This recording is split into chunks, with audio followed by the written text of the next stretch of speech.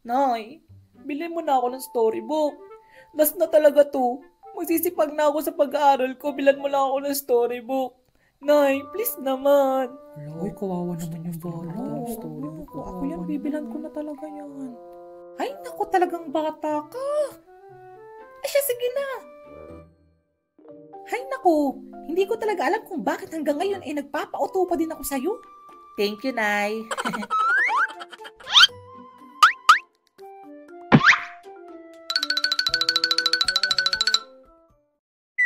Nanay, sa dami ng hindi ko makakalimutang karanasan kasama ang nanay ko, hindi ko alam kung paano uumpisahan tong kwento kasi simula na yata nang mamulat ako sa mundong ito, si nanay na palagi yung kasama ko.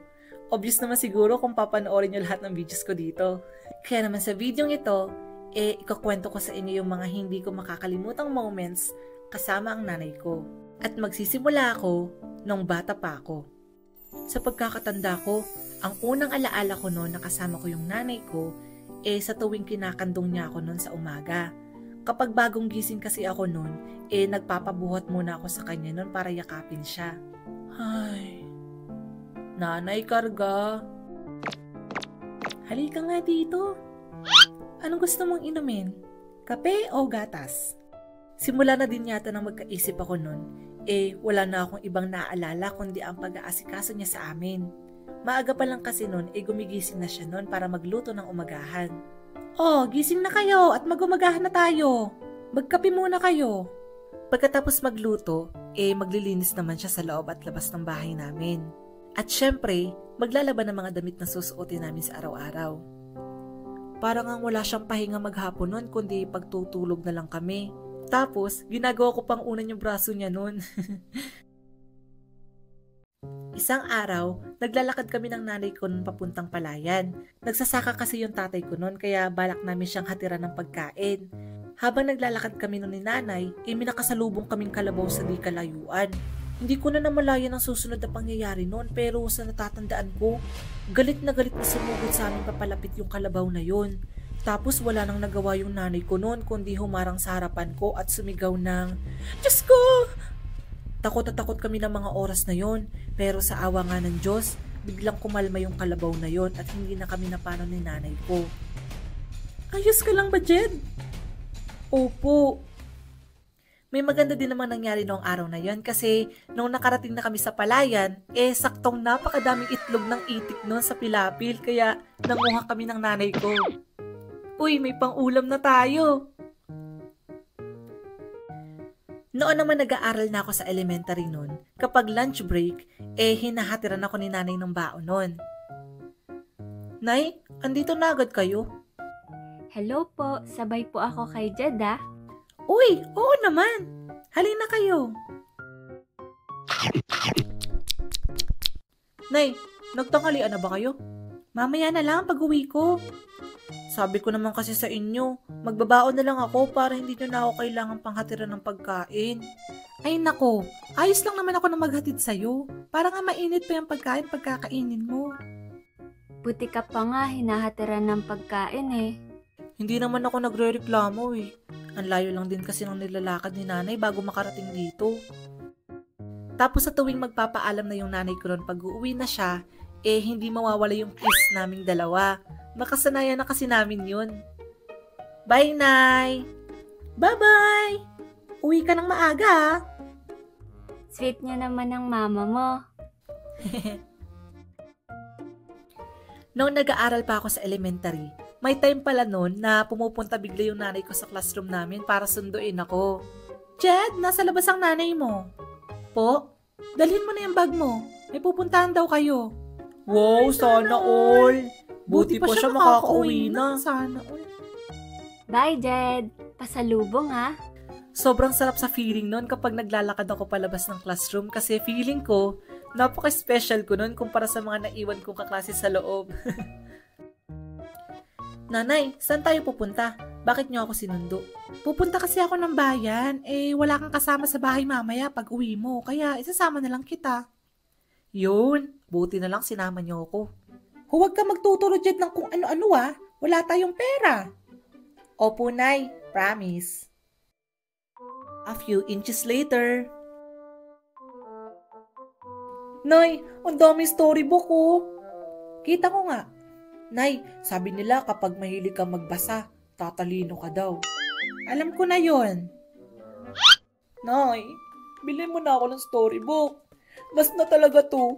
Magsisipag na ako sa pag-aaral ko, bilan mo lang ako ng storybook. Nay, please naman. Uy, kawawa naman yung bata. Storybook ko. Ako yan, bibilan ko na talaga yan. Ay, naku, talagang bata ka. Ay, siya, sige na. Ay, naku, hindi ko talaga alam kung bakit hanggang ngayon ay nagpapauto pa din ako sa'yo. Thank you, Nay. Hindi na talaga kita isasama sa sunod. Sa bahay ka na lang. Hindi rin pala nagdadalawang isip yung nanay ko noon na sumugod sa school namin kapag may umaaway sa akin. Ano na naman bang ginawa sa'yo ng batang yon? Lagi niya ako sinasabihang papansin. Wala naman akong ginagawa sa kanya. Baka naman siya talaga yung papansin. Hayaan mo, bukas na bukas din ay susugurin ko yung batang yon. At kinabukasan nga noon, wala nang nakapigil sa nanay ko. Sorry po, hindi ko na po uulitin. Talagang hindi na dapat, Ineng. Hindi mo ba nakikilala yung tatay nitong si Jed? Sundalo ang tatay niyan. Hala, totoo po. Oo, kaya sa sunod na awayin mo pa tong si Jed, ipapahuli kita doon. Hindi ko alam kung tama ba yung ginawa ng nanay ko noon kasi sa itsura ng bully kong kaklase, parang na-traumatize talaga siya. Pero simula nga noon, never na akong inaway nung kaklase ko na yon. Isa din sa hindi ko makakalimutang banding namin ng nanay ko noon, kapag sumasama ako sa kanya sa paglalako ng paninda niya. May taniman kasi kami ng gulay noon, kaya yun ang madalas na tinitinda ni nanay sa umaga. Kapag bandang 3:00 naman, sumang balingho yung tinitinda namin ni nanay noon na pang merienda. Mula sa pagbunot ng puno, pagyadyad ng laman, at pagbalot dito sa dahon ng saging, kasama ako ni nanay noon kasi pinapanood ko siya habang ginagawa ito. Sobrang satisfying noon kapag natatandaan ko. Nay, matagal pa ba yung maluluto? At bakit mo naman hinihintay? Pangtinda kaya to? Titikim lang naman Tumulog ka na lang muna dyan at paggising mo, luto na to. At syempre, kapag ilalako na ito, kasama pa din ako. Sobrang saya sa feeling nun kapag may bumibili sa amin at sinasabing masarap daw yung luto ng nanay ko. Ang sarap talaga. Uwi na tayo, Jed. Ubus na tong suma natin. Ubus na agad? Oo naman. Masarap yata magluto tong nanay mo.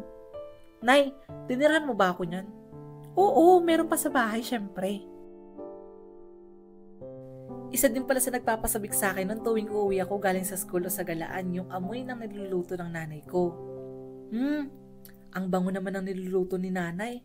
Nagugutom na tuloy ako. Uy, andiyan ka na pala, Jed. Nay, anong ulam? Kapag usapang ulam naman, madalas kapag sakto lang yung ulam namin nun, binibigay sa akin ni nanay yung party niya kapag nabibitin ako. Nay, ayoko na. Busog na ako. Bakit ang bilis mo namang matapos? Hindi pa nga ubos yung kanin mo. Ubos na yung ulam ko Wala nang lasa yung pagkain. Ang lakas mo kasi sa ulam O siya, sa'yo na tong sa'kin. Paano po kayo? Nako, makita ko lang kayong busog, ay busog na din ako. At dahil may mga panahon nga nakapos kami sa pera, kailangan ni nanay magtrabaho nun sa malayo para mabuhay kami at matustusan ang pangangailangan namin. Huwag ka magpapasaway sa tatay mo kapag wala ako dito Nay, bakit ba kailangan niyo pang magtrabaho sa malayo? Ayaw niyo na ba akong makasama? Kaya nga ako magtatrabaho kasi para din sa'yo yun. Para may pambaon ka sa school. Kailan kayo babalik? Hindi ko alam. Pero saglit lang yun. Babay, Tutoy. Mag-iingat ka palagi Huwag matigas ang ulo mo. Opo.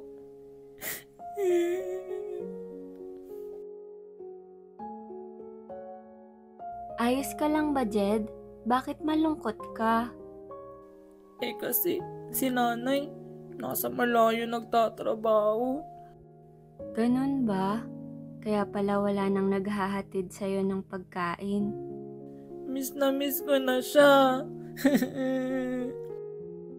Hindi ko maiwasang hindi malungkot noon kapag malayo na si nanay sa amin.